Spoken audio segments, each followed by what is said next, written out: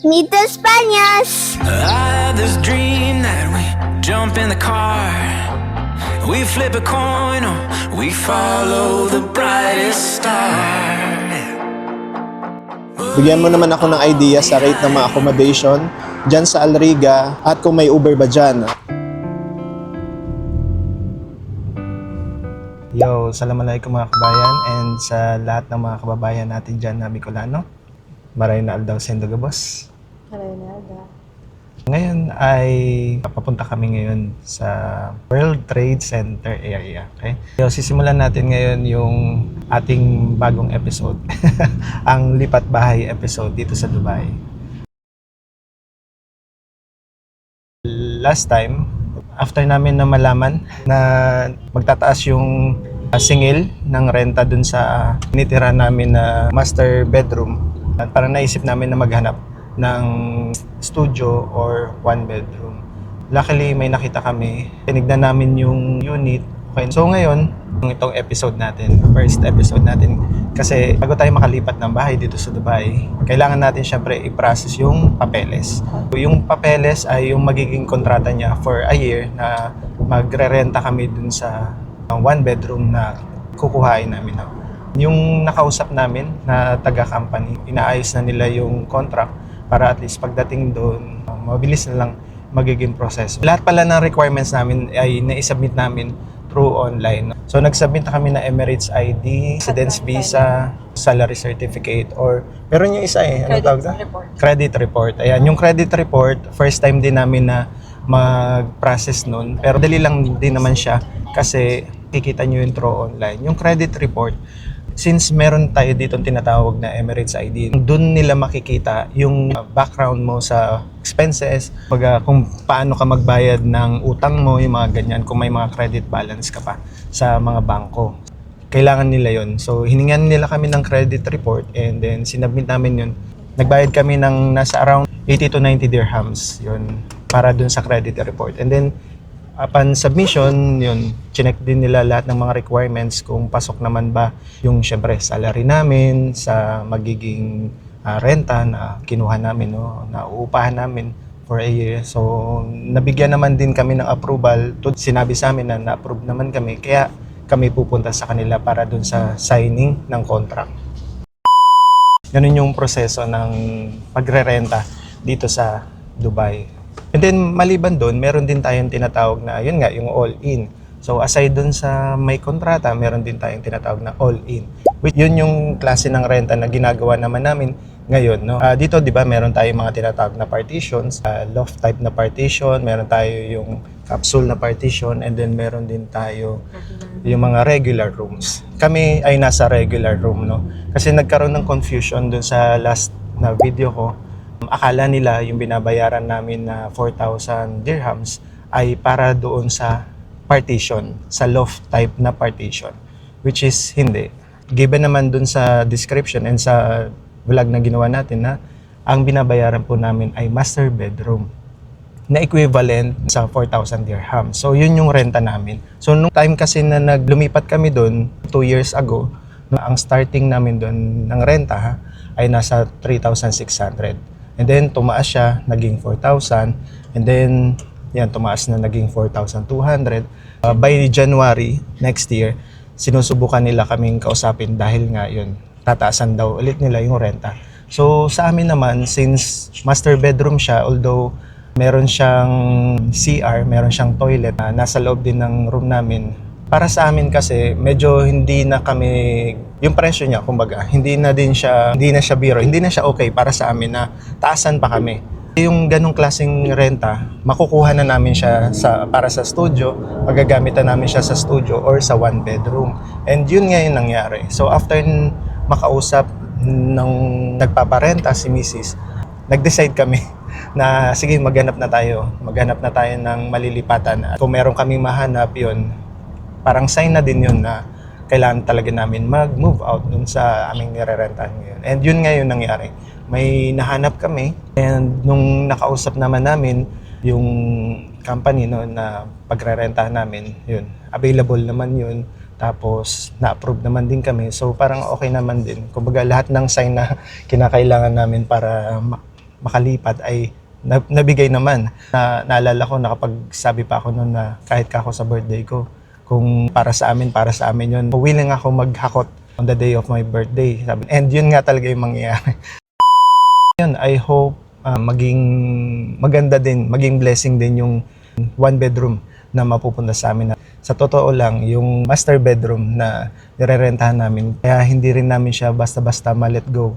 Kasi parang pakiramdam namin, naging blessing talaga siya. Ang daming pumasok na mga magagandang opportunity. Hindi lang sa amin mag-asawa, kundi sa buong family namin. So parang good vibes yung naramdaman namin dun sa room na yun. Kaya kahit na nag-i-increase siya, syempre may mga advantages pa siya. Malapit sa school, malapit sa lahat, sa clinic, malapit sa mga kainan, malapit sa mall.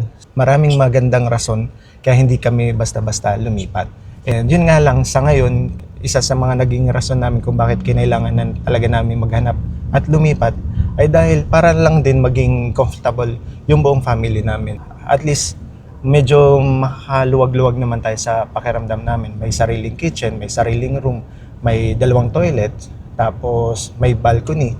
Yun yung nakikita namin na reason din kung bakit kinailangan namin na, sige, mag-decide kami na lumipat na lang talaga. So, ngayon ay nandito na tayo sa Sheikh Zayed and malapit na tayo sa World Trade. So, ito yung mga building dito. Ayan.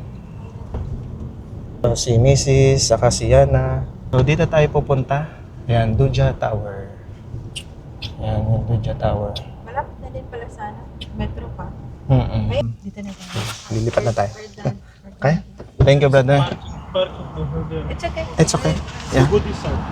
Thank you.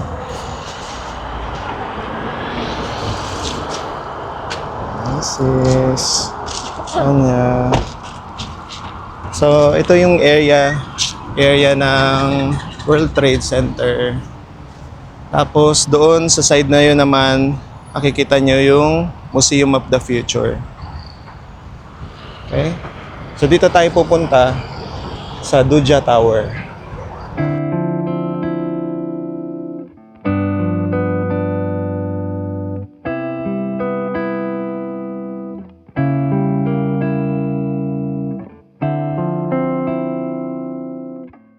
Ala ko ang daming ibon. may naghihila pala. So, tapos na tayo dun sa pag-process ng ating contract. Nag-sign na ako ng contract and then syempre, kinailangan na natin magbayad nung ating first 3 months. Yung mga binayaran natin, unang-una yung security deposit, nagbayad din tayo ng maintenance fee, nagbayad din tayo ng commission fee, and nagbayad din tayo nung pinaka-rent natin for the first 3 months. Kasi ipaprocess nila yung para sa Ijari certificate namin as a renter. Ijari certificate kasi isa yun sa lease contract. No? Ibig sabihin nakapangalan sa akin. After nang maiprocess nila yung Ijari, so magkakaroon kami ng certificate. Tapos yun naman yung isasubmit namin para mag-process ng DEWA. Yung DEWA ay Dubai Electric and Water Authority. Mabilis lang naman daw yun. After namin ma-process yung DEWA, yun na, doon na ibibigay sa amin yung authority to move in. I think hindi naman namin pagsisisihan yung ganitong klaseng desisyon namin kasi as a family and as the head of the family bilang tatay, syempre, gusto ko din mabigyan ng maaliwalas na pamumuhay yung family ko dito sa Dubai. So halos 3 years na kami na nagrerenta. I think enough naman na din yun para kumaga lumipat kami sa mas comfortable na space, no? Hindi lang syempre para sa amin kasi lalo na meron kaming baby, mas kailangan ng mas maluwag na space, mas maluwag na kumbaga magagalawan namin. Masasabi natin na itong 2025 naging isang malaking blessing talaga siya para sa atin kasi maraming opportunities na dumating sa family namin, no? Sa aming mag-asawa, sa trabaho namin, and kahit papaano nakakapag-ipon tayo. And yun, aside dun sa pag-ipon, yun, nagkaroon tayo ng chance na makapagrenta dito sa Dubai. And alam nyo naman, di ba, pag sinabi nating Dubai, lahat ng mga expenses dito ay tumataas talaga. Challenge para sa aming mag-asawa. Ma-maintain namin yung budgeting, yung pagbabudget namin sa pang-araw-araw na hindi nako-compromise naman. Yung, syempre, safety, yung nutrition, and yung mga pangangailangan ng aming family, no? Lalo na yung mga bata. So, isang matinding challenge to para sa amin ngayon sa darating na 2026 dahil panibagong budgeting na naman yung gagawin natin. So, may tanong sa atin si JB Apuan. So, sabi niya, "Hi RJ, thanks to your very informative video. I am currently here in Qatar. I will be moved to Dubai soon.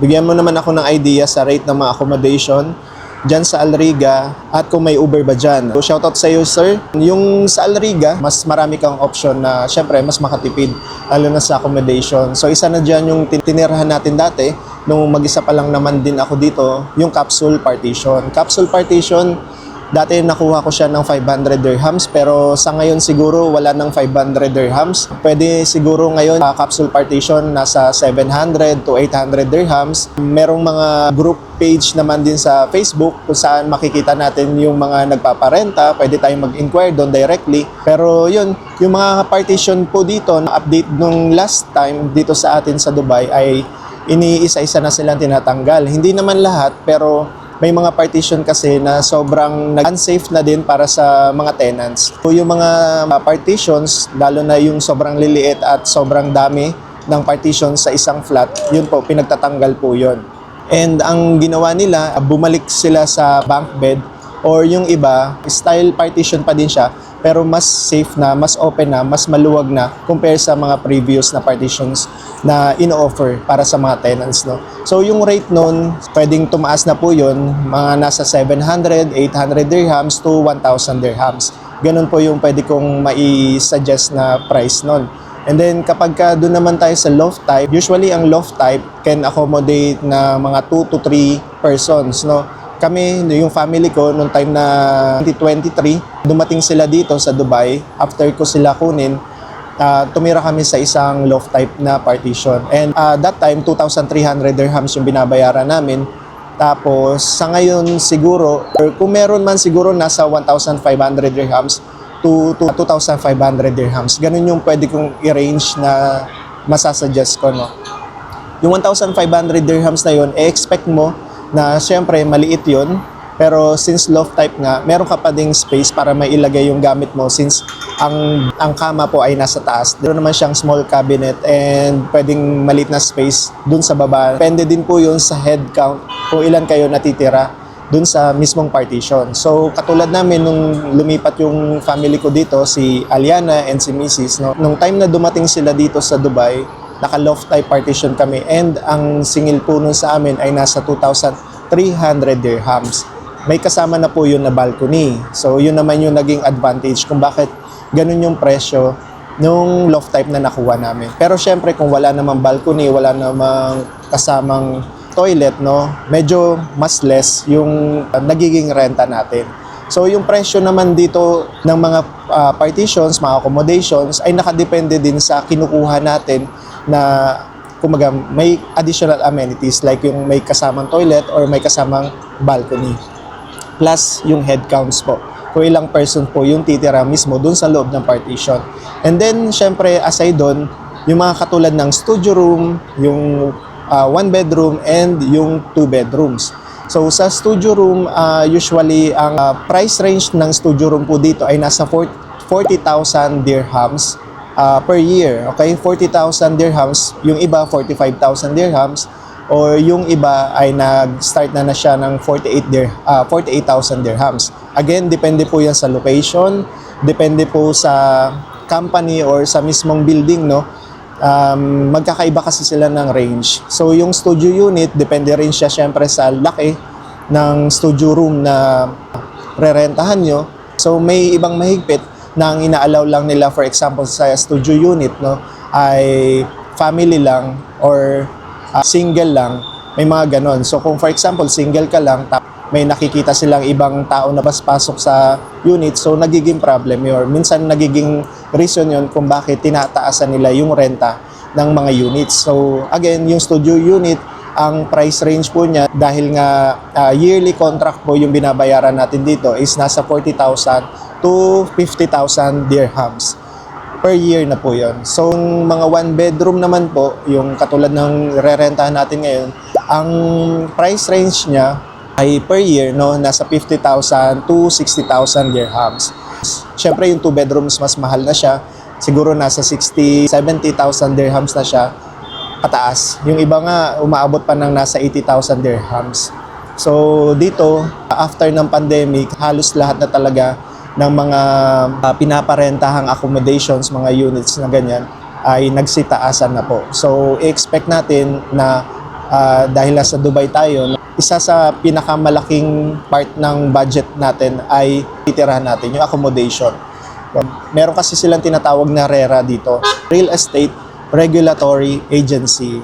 Pwede mo rin yan i-check through online, tapos i-search mo doon yung inyong, for example, yung building name, para makita mo kung talaga bang may price increase or wala naman. Kasi pwede mong i-contest sa landlord mo na halimbawa nagtaas, gusto niya magtaas pero nakita mo sa RERA hindi naman nagtaas.